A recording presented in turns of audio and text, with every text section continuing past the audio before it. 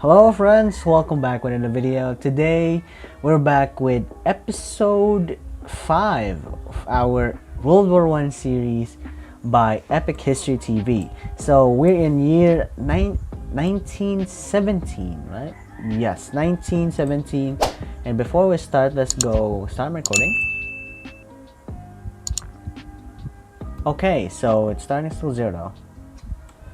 And okay, so first of all, guys, if you saw my profile picture, it's actually made by my cousin. Thank you, shout out to her, and thank you for all of your support. Wow, I'm 358 subscribers. We're very close on hitting like 360. So if you guys want to support the channel, subscribe and give this video a like. So William Branch. If Bismarck have been in that era, he might have been smart enough to avoid Belgium and thus the British Empire, but Germany had no one at the time as smart as him. Hindenburg was close. Yeah, Hindenburg was close. Oh, what's this? I already read this comment, so I'll just try to read it like by cutting some. Like Verdun is the most famous battle in World War I involving France, with 700,000 mutual casualties. My god. The Drummond, sorry, I don't know how to pronounce that, outside of Verdun has the bones of 130,000 men. My goodness.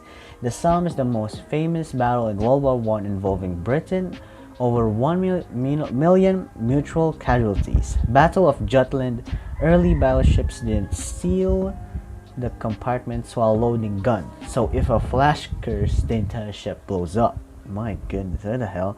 I have seen a French tank up close. It is an armored motorcycle armed with a machine gun. An armored motorcycle. What? Okay, that's... Whoa. So if a flash occurs, the entire ship blows up. That's scary. What? So it just blows up. Oops, sorry about that. So I actually have an illness. Yesterday I actually got my vaccine and got I have a fever. So I'm very sorry if my voice is very low. So yeah. And my English grammar isn't that good because, you know, I'm kind of sick. So, a very bad year for France, Great Britain, and Germany. Verdun and Somme. World War I is very remembered in the US because we entered late and... Sorry about that. Are less scarred. There is only one national monument to World War I in Kansas City, Missouri. I remember it because my grandparents were a part of it. Wow, that's cool. But seriously, the US declared war in the year 1917, but they were still mobilizing. Okay, they were still mobilizing, but the time that they sent their troops in the battlefield were like in the year 1918. So in the last year of the war. Quick tech note: your mic has been picking up buffeting noise from the fan behind you. Yeah, I actually pushed it backwards and it's very close to the light switch, but if the mic still picks up the fan, I'll probably put it near the light switch. Anyway, okay, we're going to react to World War I all parts again because the World War I 1917 was actually age restricted, so I can't react to that video like alone. So we're just going to go back to World War I all parts and search for 1917 and what is happening? Okay, hold on a minute, guys. Okay, there's an ad. I always hate these stupid ads.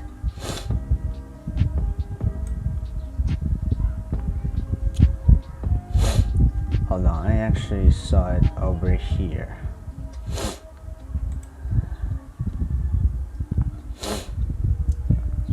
Maybe up here.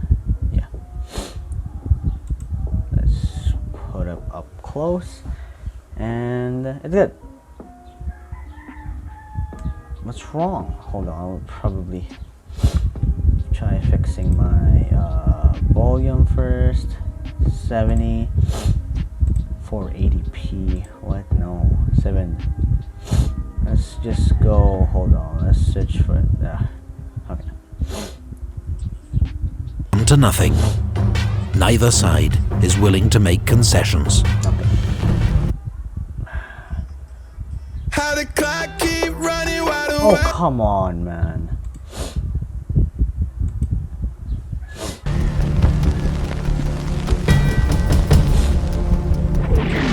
In 1916, World War I became a war of attrition. Both sides began to focus less on winning victory on the battlefield than grinding down the enemy, and inflicting such enormous losses they would be forced to surrender. In 1917, the strategy will push Europe's major powers to the brink of collapse. Christ. Breaking point.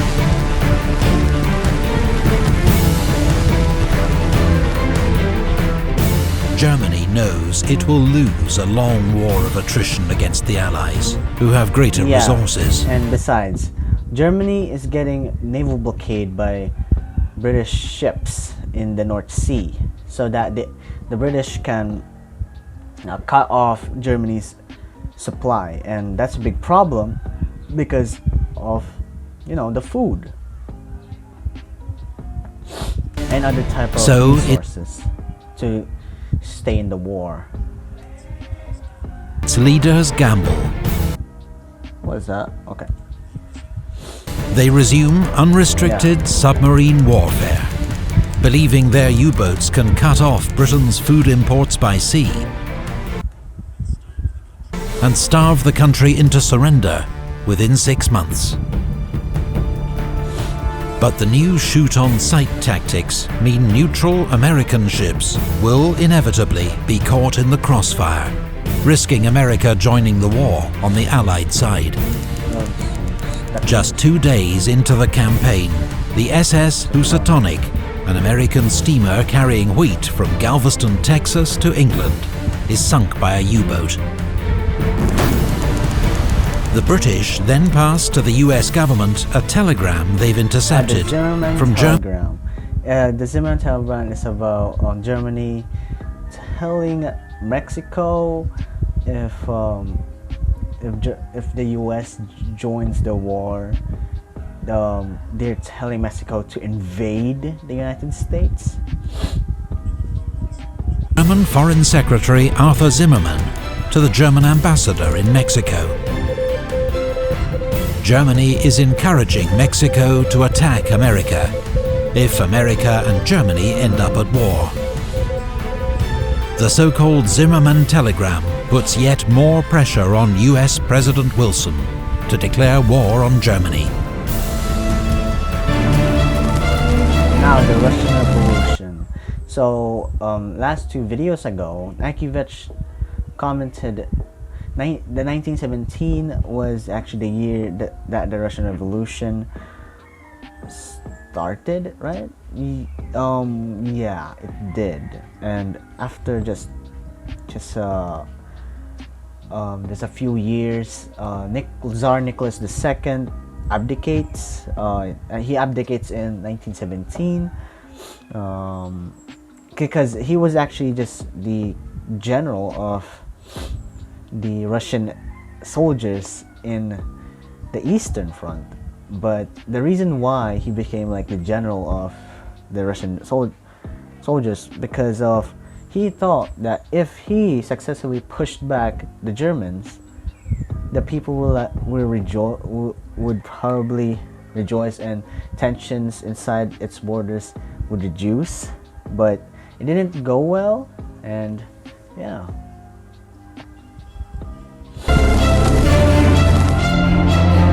In Russia, enormous casualties and bread shortages lead to riots and revolution.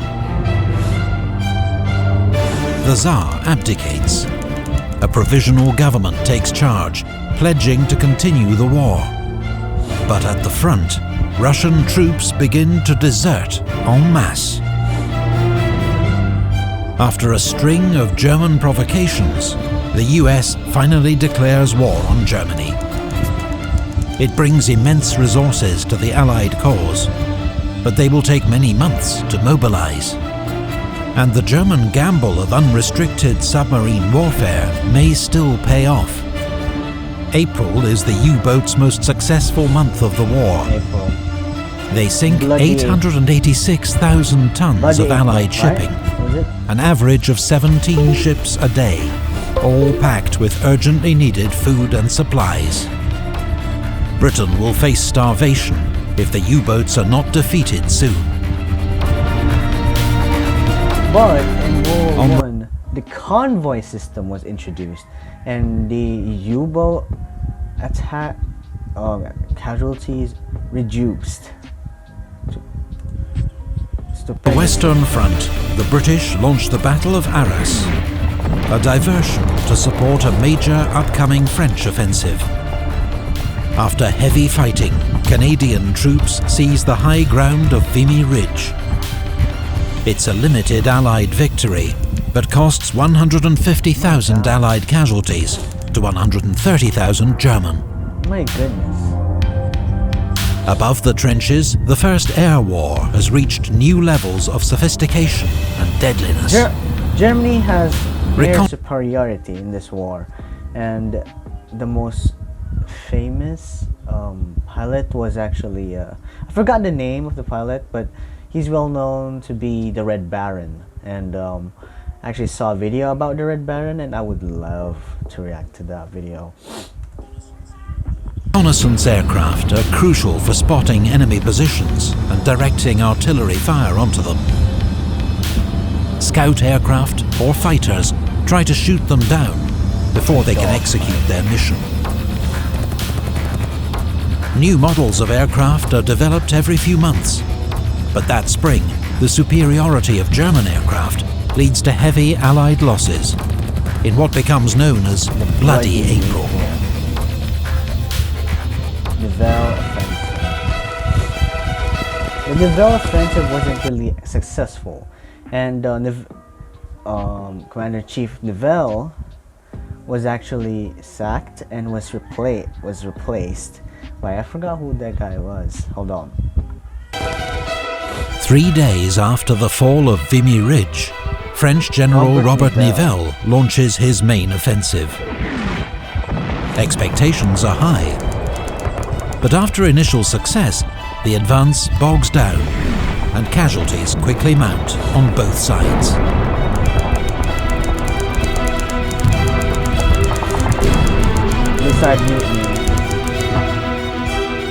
The apparently senseless losses cause morale in the French army to collapse. The French troops, Whole they units started mutiny. Yeah, because imagine that fighting at this war that doesn't even make sense.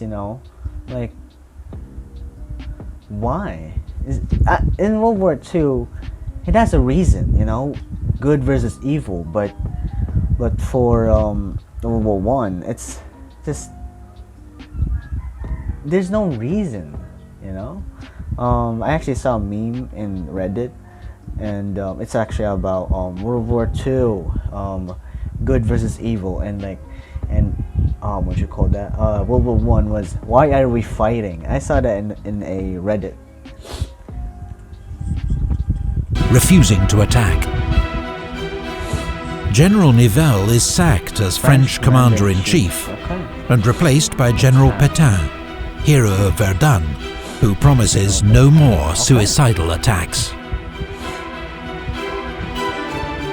That summer, at Messines Ridge, the British tunnel under the German lines and detonate 19 enormous mines under the enemy position. The biggest explosion. It's the largest man-made explosion in history to date, and paves the way to a brilliant but highly local British victory. I imagine that being a miner. Mining. The miners mine to the enemy lines, and detonating bombs below the enemies. Like, jeez, imagine you in that trench and just randomly blows up. Oof.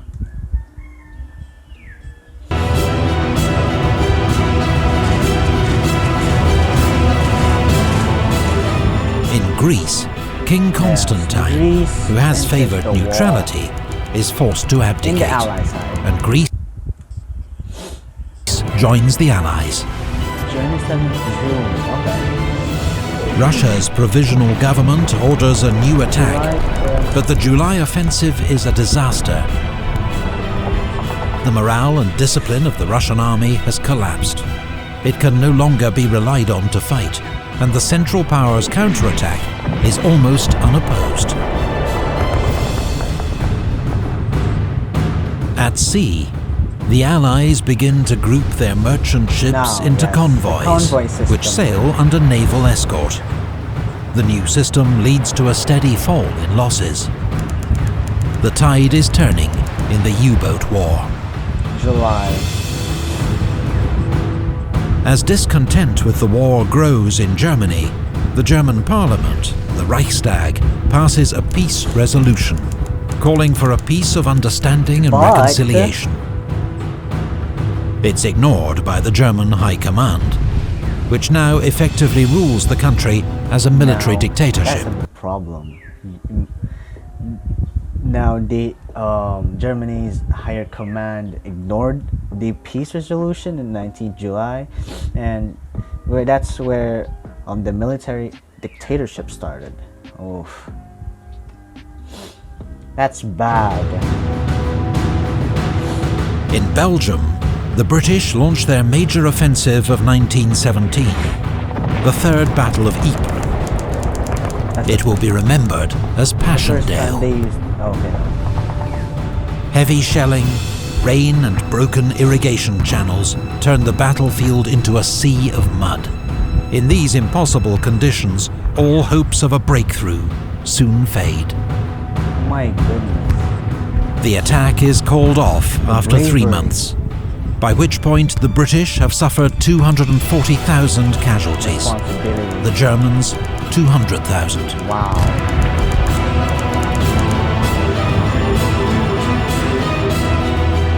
On the Italian front, at the 11th Battle of the Isonzo, Italian and Austro-Hungarian forces batter each other into exhaustion. There are 150,000 Italian casualties, 100,000 Austro-Hungarian. That year, 1917. It's the Italian front in World War I is very underrated. Oh my goodness. The list of allied nations grows. Brazil, Liberia, Siam, China, and Siam all declare war on Germany. I don't really know what they did in World War I, but China, I know they sent some Chinese laborers to the US first and was brought to the front lines. And because of that, the Chinese laborers caught the flu, and this is the next year was actually the start of the Spanish flu, the flu pandemic. To be honest with you, the flu didn't even start in Spain. They only called it the Spanish flu because was it king? I forgot who was the king of Spain at this time period. Caught the flu, and that's where the Allies and the Central Powers heard about the flu pandemic. Okay.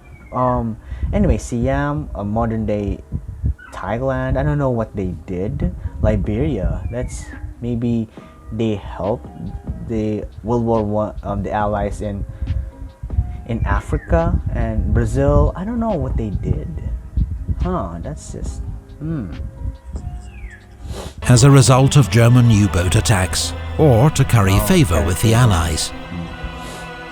China will contribute many thousands of labourers working for the Allies in Europe, the Middle East and Asia.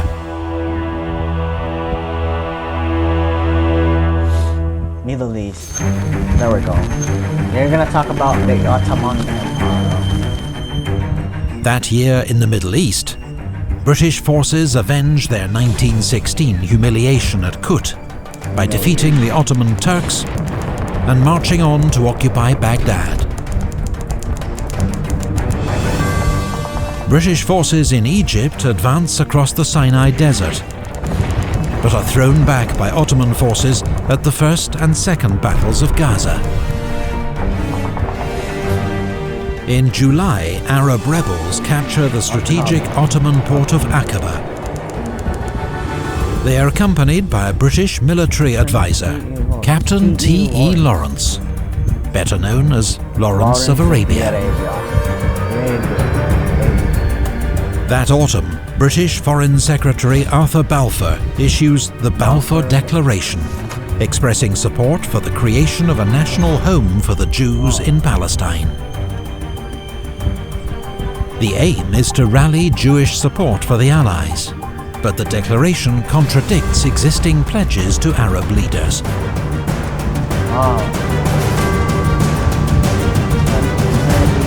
View would favor the establishment in Palestine of a national home for the Jewish people, it being clearly understood that nothing shall be done which may prejudice the civil and religious rights of existing non-Jewish communities in Palestine.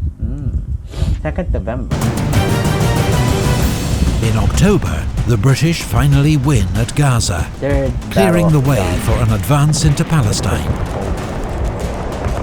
6 weeks later, General Allenby leads British troops into Jerusalem, ending 400 years of Ottoman rule. Caporetto. The Battle of Caporetto in the Italian front is where a German army was sent to the Italian front because knowing that the Russians is almost army was almost collapsing this point, and they reduced some in the Eastern Front, and meanwhile the Italians, some British and French armies was actually sent to back the Italians. Okay, this is a different battle in the Italian front. With Russian forces in disarray, Germany is able to move troops from the east to the Italian front. At the Battle of Caporetto, they helped to smash through the Italian army, advancing 70 miles and taking 250,000 prisoners. British and French divisions, desperately needed on the Western Front, have to be redeployed to shore up the line. In Russia, a second revolution brings Lenin's Bolshevik party to power. He is determined to end Russia's involvement in the war.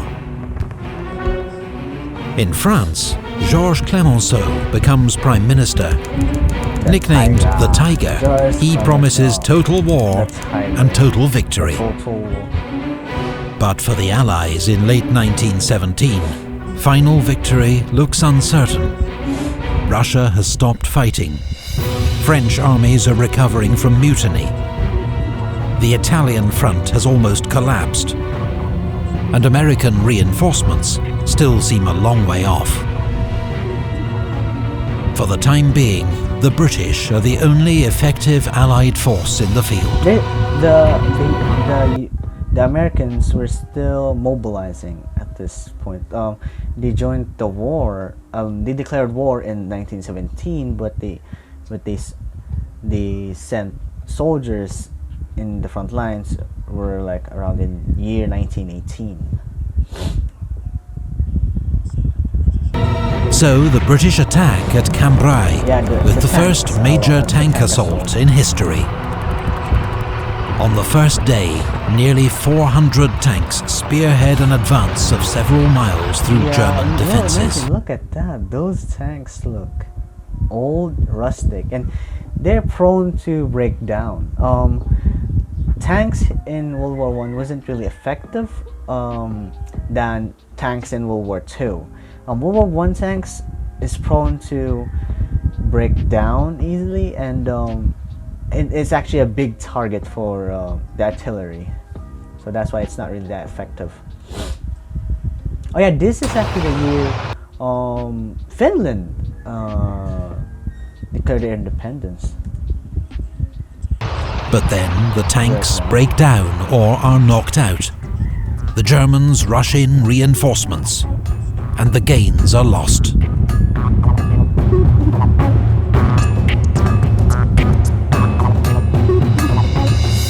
Finland declares independence from Russia.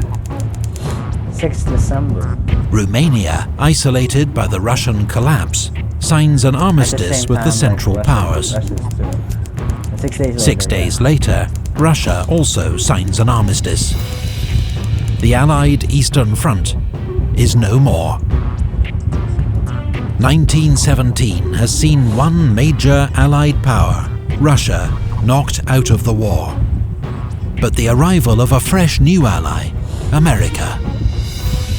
Germany knows only military victory can now save it from being overwhelmed by Allied resources, and begins planning one last massive onslaught for the spring of 1918. Oh my god, year 1918. Thank goodness, we're done. Oh my goodness. Oh, now that's episode 5. I'm very excited to see the last year of the war. Ooh.